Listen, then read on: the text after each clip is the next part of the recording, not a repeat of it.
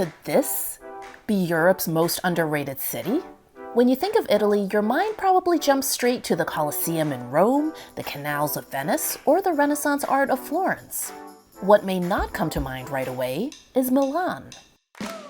Our family visited Milan for the first time ever, and the city has really surprised us. In this video, we'll show you why we think Milan should be on your list. Whether you love food, shopping, nightlife, architecture, or history, you'll find something in Milan that lights you up. And be sure to stick around till the end to watch our family make a special purchase. Our very first Ferrari.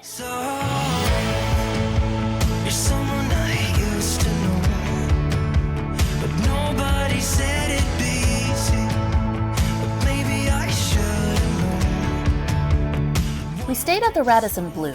It's a nice hotel, but a bit far from the city center. But luckily, Uber is very inexpensive in Milan, so the distance wasn't an issue.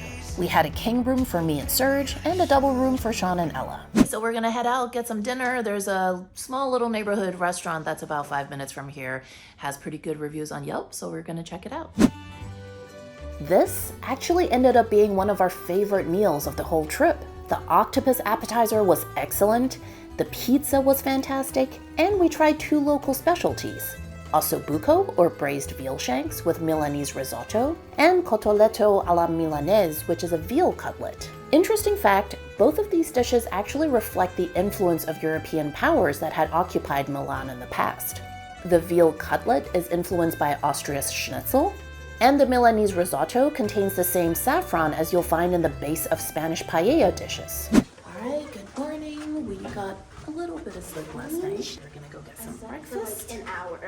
And then we're doing a city tour this morning so we can get a sense of the city. I always like to do that, you know, the first day if we can. To be nice. We're gonna meet our guide at the Piazza Duomo, which is sort of the iconic part of Milan, and take it from there.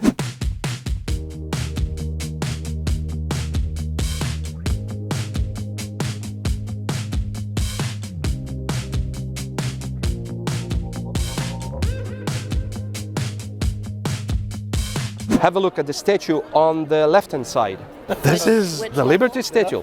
When the French sculptor came to Italy, probably he got some idea about making the Liberty statue.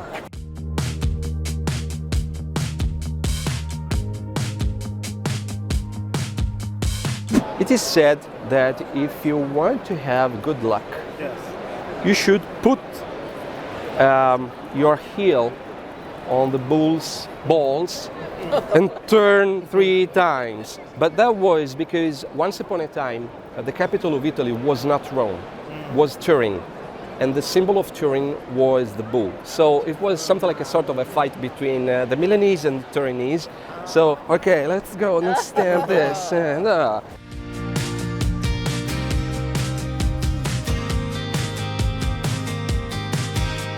Look at that! Look what it looks like!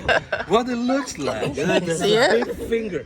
That's a big finger. The author was meant to make something like a sort of a hand, a full hand, because all those buildings here, they've been made in the fascist era. He decided to cut the other fingers just to keep. Oh, they're just cut off. Yeah. Wow. But you know, it looks like also the way to say. Well, no good capitalism. You know? Sure. Because that was the stock exchange facing that was the stock exchange.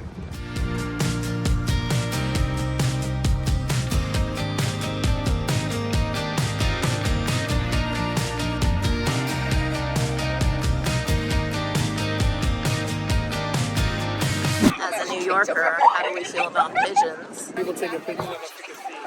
They're putting the feet in their hands and taking pictures. As a New Yorker, you're like... So the birds are jumping on their hand. We call them natural wings. That's what we call them. Are they aesthetic? Not really. We had a delicious lunch in the Galleria, and then, of course, it was time for our first gelato. Did you even have gelato in Milano if you didn't take the picture? Why come here? I mean, I don't even want them. I'm just gonna throw it away. I mean, if nobody knows about it, what's the point of ordering it?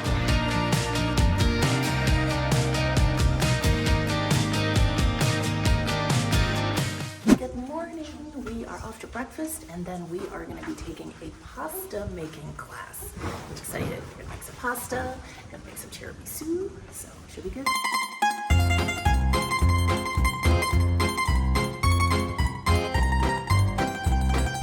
You kind of like push the dough down with your fingers and check if it comes back. So if it comes back, the more it comes back, the more elasticity you have, the better. I mean, you did a great job. Like, yeah.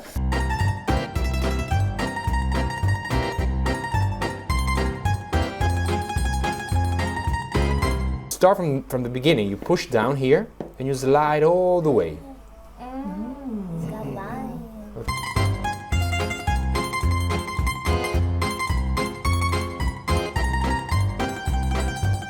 We roll all the way up and all the way down, and we just do this like a few more times until the whole dough goes through the strings, right?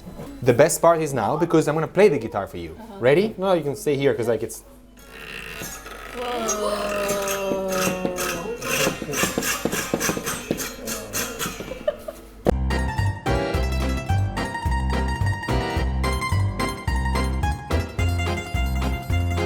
So the story about our most famous dish, risotto alla Milanese, is that when they were building the Duomo, the most important cathedral we have in the city center, you've been there, right?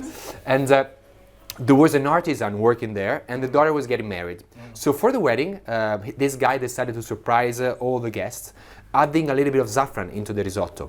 The point is that we do not have saffron here. We don't grow saffron here. But he had saffron with him because he was using that saffron as a pigment for coloring the glasses in the cathedral. So the same saffron, the same colors in the cathedral as the glasses, it's the one they use for making the first Milanese risotto.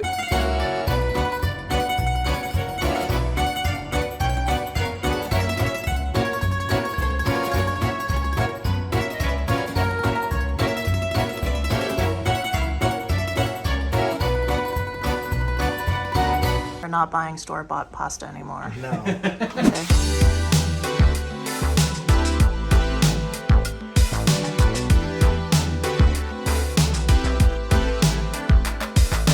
This pair of towers is known as Bosco Verticale, or vertical forest. They were designed by the architectural firm Bori Studio to be a model for sustainable residential building.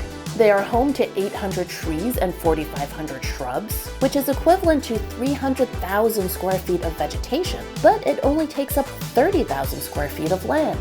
By the way, our family is visiting 22 cities in 2022, and Milan is the 14th one we've visited so far. Be sure to subscribe to our channel so you don't miss out on the next city we'll be visiting. In New York, or the US I guess, Italian food kind of gets flattened into like one thing. And then when you come here, obviously you don't go to an Italian restaurant. Everything's broken down by region. So it's like you might go to a Sicilian restaurant. You might go to like a Milanese restaurant. Another thing that I just realized on this trip is that a lot of the stuff that we think of as Italian food in New York especially is specifically Sicilian. Sort of like cannoli. That's a Sicilian thing. Yeah, that's like a specialty. Italian Even ice. Italian ice, yeah. That's it. Living in New York, that's like an Italian thing. Like, Yeah. you think you're gonna find it everywhere, but it really isn't everywhere. Fettuccine Alfredo is not a thing here. Alfredo sauce Yeah, it's is not a like thing. it's like fortune cookies. Like it's an American And invention. don't ever put chicken on top of pasta. Yeah, They apparently just that's a don't do it. no-no. They just don't do it here.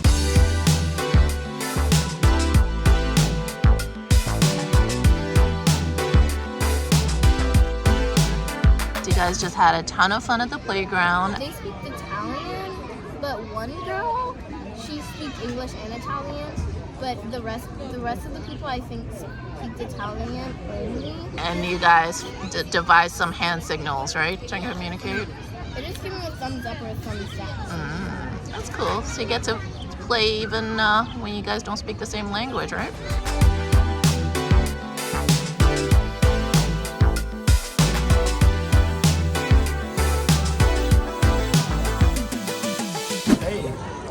You're really gonna take a picture of every gelato? Every single one. You're gonna have 80 pictures on your camera roll. Yes.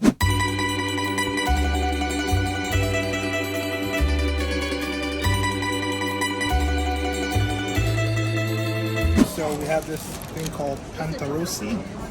It's like a fried dough with cheese and sauce in it. It's supposed to be really good. Check it out.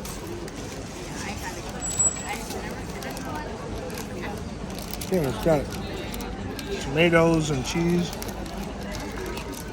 It's fried, but it doesn't feel too heavy. Oh, you got some good cheese there. Ooh, a cheese pull. Is it like a dessert? Or is No, this is a savory. like pizza? That's like pizza. Like it.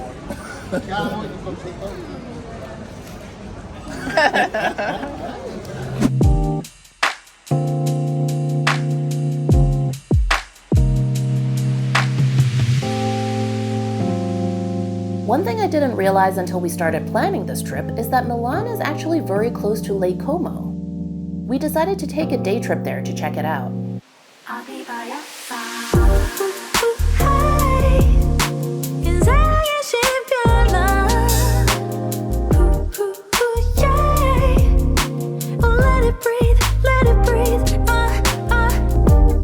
We took the ferry from Como down to Varenna because we knew that we could take a train from there straight back to Milan without having to make the round-trip ferry ride back to Como.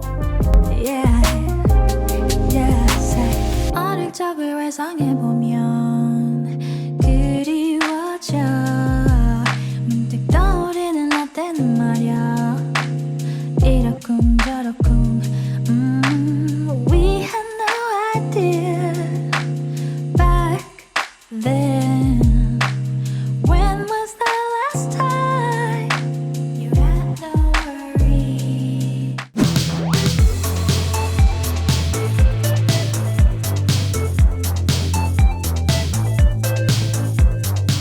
One area you should definitely check out when you come to Milan is the Navigli.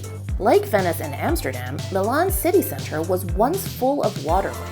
In fact, the Grand Canal here dates back to the year 1177, and it's one of the oldest navigable canals in Europe. Nowadays, this neighborhood has a bit of a bohemian feel with lots of graffiti and street art, plus some great nightlife. It actually reminds me a bit of the East End of London, which was city number 1 in our series this year. Click that card up there if you'd like to check out that video. Girls, I'm loving the hair. One pony, and Ella has 2 ponies. Let's go. Let's go.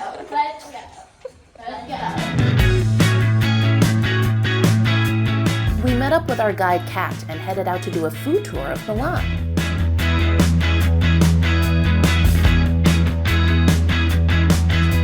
Bruschetta.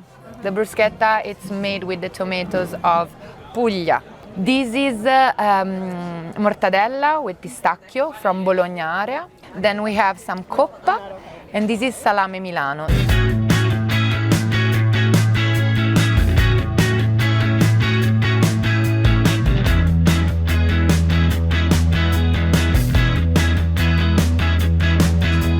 Focaccia, it's a typical dish from that area. It's one of the most simple thing in the world, but it's so good.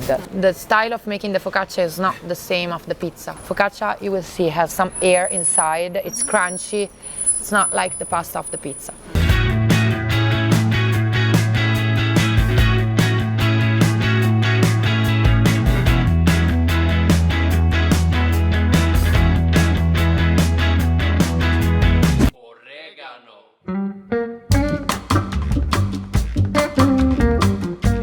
Remember at the beginning of the video when we were checking out the Duomo and the Galleria? Well, we made a special discovery on a side street there. Ferrari has a flagship store here selling apparel and accessories, and on the outside was this. The Ferrari vending machine. Of course we had to try it out, because who doesn't want to say that they came to Milan and bought a Ferrari? The Testarossa, 1980. That one? Yeah. 30 euros.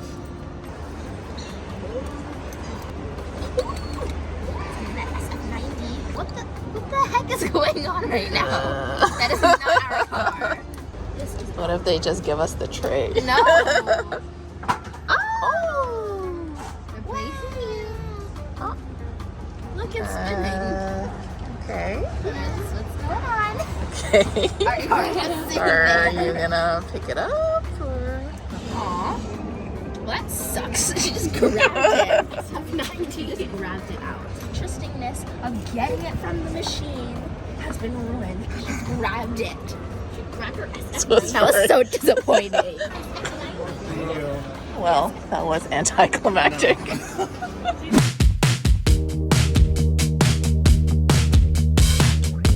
Milan really surprised us. Even though it's the industrial, commercial, and financial capital of Italy, it has a very laid-back feel.